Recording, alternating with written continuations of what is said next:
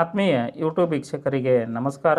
ಮಾಹಿತಿ ನಿಮಗಾಗಿ ಯೂಟ್ಯೂಬ್ ಚಾನಲ್ಗೆ ತಮ್ಮೆಲ್ಲರಿಗೂ ಸ್ವಾಗತ. ಇದೊಂದು ಭಾರತೀಯ ಅಂಚೆ ಇಲಾಖೆಯಲ್ಲಿ ಬೃಹತ್ ನೇಮಕಾತಿ ಪ್ರಕಟಣೆ.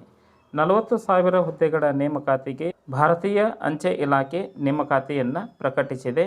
ಹುದ್ದೆಗಳ ವಿವರ, ವೆಬ್ಸೈಟ್ ವಿಳಾಸ, ವಿದ್ಯಾ ಅರ್ಹತೆ, ಅರ್ಜಿ ಶುಲ್ಕ, ವೆಬ್ಸೈಟ್ ವಿಳಾಸ ಎಲ್ಲ ಮಾಹಿತಿಯನ್ನು ತಮಗೆ ನಾನು ಕೊಡ್ತಾ ಇದ್ದೀನಿ. ಮಾಹಿತಿಯನ್ನು ಸ್ಕಿಪ್ ಮಾಡದೆ ಕೊನೆವರೆಗೂ ವೀಕ್ಷಣೆ ಮಾಡಿ.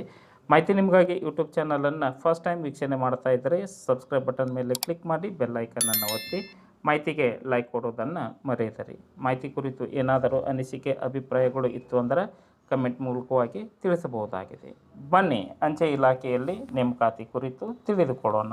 ಇತ್ತೀಚೆಗೆ ಭಾರತೀಯ ಅಂಚೆ ಇಲಾಖೆ 40,000 ಬೃಹತ್ ನೇಮಕಾತಿಗೆ ಅಧಿಸೂಚನೆಯನ್ನು ಹೊರಡಿಸಿದ್ದು, ಹುದ್ದೆಗಳ ವಿವರ: ಗ್ರಾಮೀಣ್ ಡಾಕ್ ಸೇವಕ್, ಅಂಚೆ ಸಹಾಯಕ, MTS ಹುದ್ದೆಗಳು, ವಿಂಗಡಣೆ ಸಹಾಯಕ, ಮೇಲ್ ಗಾರ್ಡ್ ಈ ರೀತಿಯಾದಂತಹ ಹುದ್ದೆಗಳನ್ನು ವರ್ಗೀಕರಿಸಲಾಗಿದ್ದು, ಈ ಎಲ್ಲ ಹುದ್ದೆಗಳಿಗೆ SLC PUC ಪದವಿ ಪಾಸಾದಂತಹ ಅಭ್ಯರ್ಥಿಗಳು ಅರ್ಜಿ ಸಲ್ಲಿಸಬಹುದಾಗಿದೆ.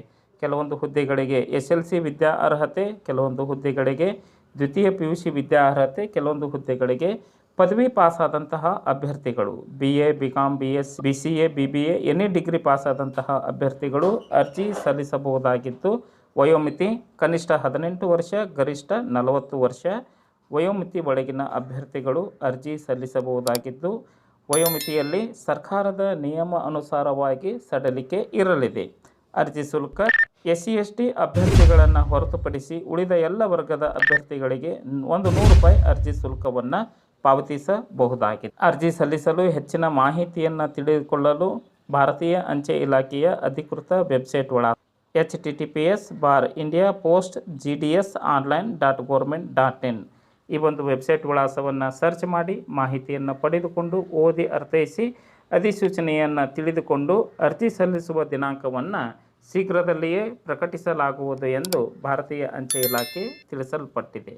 ಈಗಲಿಂದಲೇ ತಮ್ಮ ಎಲ್ಲ ದಾಖಲಾತಿಗಳನ್ನು ಸರಿಹೊಂದಿಸಿ ದಿನಾಂಕವನ್ನು ಆಹ್ವಾನಿಸಿದ ನಂತರ ಅರ್ಜಿ ಸಲ್ಲಿಸಬಹುದಾಗಿದೆ.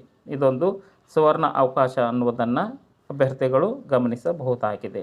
ಮಾಹಿತಿ ಇಷ್ಟ ಆಗಿತ್ತು ಅಂದರೆ ಲೈಕ್ ಬಟನ್ ಮೇಲೆ ಕ್ಲಿಕ್ ಮಾಡಿ, ಮಾಹಿತಿಯನ್ನು ತಮ್ಮ ಸ್ನೇಹಿತರಿಗೆ ಶೇರ್ ಮಾಡಿ. ಯಾರಿಗಾದರೂ ಈ ಮಾಹಿತಿ ಉಪಯೋಗ ಆಗ್ಬೋದು. ಮಾಹಿತಿ ಕುರಿತು ಏನಾದರೂ ಅನಿಸಿಕೆ ಅಭಿಪ್ರಾಯಗಳು ಇತ್ತು ಅಂದರೆ ಕಮೆಂಟ್ ಮೂಲಕವಾಗಿ ತಿಳಿಸಬಹುದಾಗಿದೆ. ಎಲ್ಲರಿಗೂ ಧನ್ಯವಾದಗಳು.